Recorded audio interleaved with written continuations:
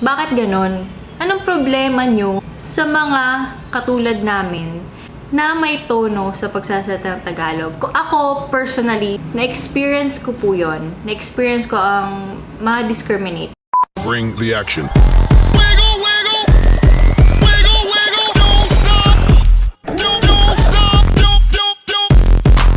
Hey everyone, kumusta po kayo? It's been more than a month since my last upload. Kasi marami tayong mga bagay-bagay na inaasikaso. Plus, yung mga nararamdaman pa natin hindi natin ma-explain. Charot. Anyway, gagawa ako ngayon ng vlog dahil meron po sa akin nag-trigger. Dahil naman talaga, sobra naman tong mga tono. Napanood ko yung video ni Kim Arda. At this is not a new issue naman na. Yung mga discrimination about sa mga Bisaya or sa mga probinsya na yung mga pag nagsasalita ng Tagalog, yung may accent, ganyan, na parang matigas, ganun. You know what? Alam niyo naman yung channel ko kung hindi na kayo dito bago. Pero kung bago kayo, yung channel ko po ay more on how to speak Waray-Waray. And Waray is a dialect or a language na pang-probinsya, alam mo na, from Samar, ganyan. So, basically, hindi talaga Tagalog ang salita namin. And I am really affected kapag nakakarinig talaga ako ng mga issue regarding sa mga discrimination about sa mga Bisaya or sa mga Waray na hindi marunong mag-Tagalog or kung nakapag sasalita man ng Tagalog ay matigas or may tono. Ano problema nyo doon? Ha?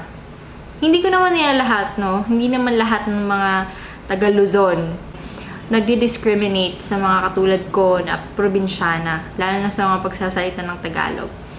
Pero most of the people there, you know, bakit ganon? Anong problema nyo sa mga katulad namin na may tono sa pagsasalita ng Tagalog? Ako, personally, na-experience ko po yun. Pero, very little, minor lang naman. Kasi, kung mapapansin nyo, hindi halata sa akin, or marami naman nagsasabi na hindi halata na Waray ako or Bisaya ako kasi wala naman daw sa tono ko. Well, kasi bata pa ako, nasanay na ako mag-Tagalog dahil sa school ko. Pero hindi naman kasi lahat ay katulad ko na trained mag-Tagalog nung bata pa or sa school. Kaya, what's the point, you know? Bakit nyo i-judge yung isang tao base lang sa tono ng pananalita? Nakainis, no? Mga Tagalog, bakit kayo lang bang Pilipino? Ha? Hindi nyo ba naintindihan na ang Pilipinas ay may iba't ibang lingwahe? At dahil doon, iba rin yung tono. You know, culture, di ba? Pero bakit nyo dinidiscriminate ang kapwa Pilipino nyo na matigas mag-Tagalog? Based on my experience, kasi nag-aral ako dito sa Samar. Dito talaga ako lumaki sa Samar. From elementary, high school. Pero nung nag-college ako, nag-aral ako sa isang university sa Manila. Hindi ko na lang papangalanan. At may mga instances talaga na pinuna kung paano ako mag-pronounce ng English, ng Tagalog. One time na, hindi ko ito makakalimutan. Parang sabi ko sa klase ko na, ay, yung guard doon sa may entrance, nag-check ng bag, ganyan. Tapos, pinaulit sa akin, ano yun, Lar? Ano yun? Saan? Sa may entrance, ganyan. Ha, pinagtawanan ako kasi entrance daw, matigas. Dapat daw entrance. Well, I'm thankful kasi na-correct naman ako na hindi pala entrance kasi entrance. Pero it doesn't make me less na bobo ako or what, dahil ganun yung pagsasalita ko, diba? Just like, nung kay Kim Arda, sa comments, marami nagsasabi na ganyan, Bisaya daw, ang hirap daw mag-Tagalog, ganyan-ganyan. What's the point? You know? Kami nga nakakapagsalita kami ng Tagalog. Naiintindihan namin kayo. Kayo ba? Pag kami ba nagsalita ng Waray or ng Bisaya, maiintindihan nyo kami? Ha? Kayo ba pinagtatawanan namin dahil hindi nyo alam kung paano magsalita ng lingwahe namin? Diba, hindi naman. It's really unfair. And karamihan pa sa mga sinasabi nila na pag probinsyana daw or mga Wisaya or mga Waray or basta mga taga-probinsya, ang impression nila ay katulong, ganyan, bobo, pangit, walang pinag-aralan, aswang, mga ganon. Those are just some of the common impressions sa mga taga-probinsya na katulad ko. One time may inaya ko yung mga friends ko, sabi ko, bisita tayo sa summer, ganyan, maganda dun. Maraming beach, ganyan. Tapos sabi nila, hala, di ba maraming aswang dun? Ha?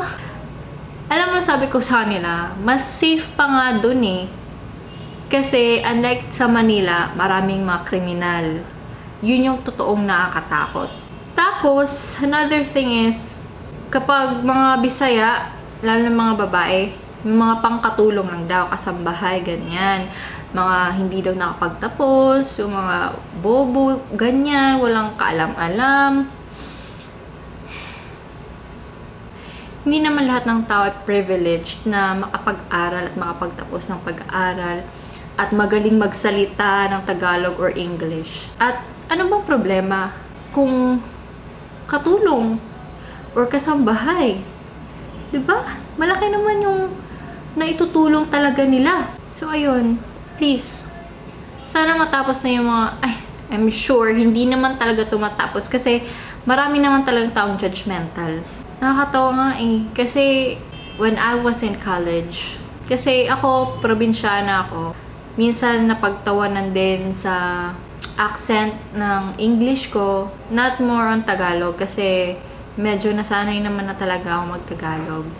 Pero pagdating sa English, yan, medyo na-judge ako, medyo napagtawanan din ako, ganyan. Pero I was really thankful naman kasi bawat puna nila ay may natutunan naman ako at ina-apply ko naman yun.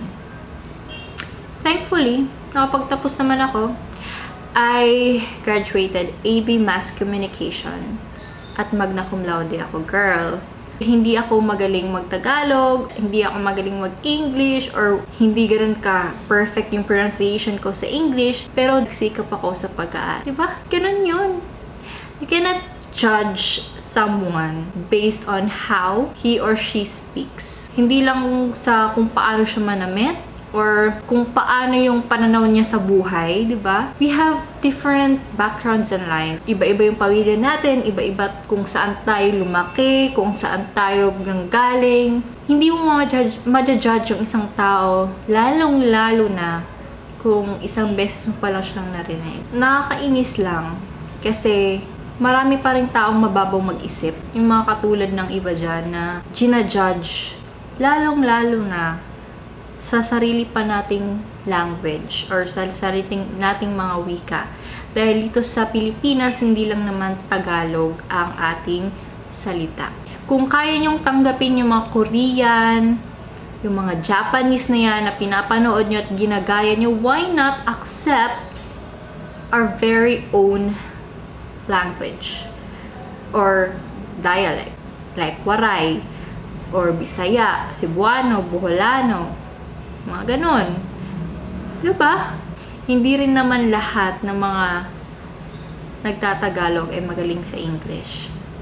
Reminder lang po. Kaya, kung alam mo sa sarili mo na hindi ka rin naman ganon kagaling sa isang bagay, eh, huwag ka nang magbuna ng iba. Huwag mo nang i-judge yung iba. Kung ikaw rin naman mismo, eh, walang maibubuga. Ayun, so thank you so much sa nanood ngayon. Wala muna akong i-content masyado about how to speak waray-waray, pero hopefully mapagpatuloy ko pa rin yung vlog ko kahit hindi ako ganun kadalas nag-upload. Dahil marami pa ako ikwento sa inyo. Hopefully soon makabalik ulit ako dito sa pag-vlog. At napansin nyo, iba yung background ko ngayon, bago na naman siya. Next time ko na lang i-chika kung anong meron dito. Abangan nyo.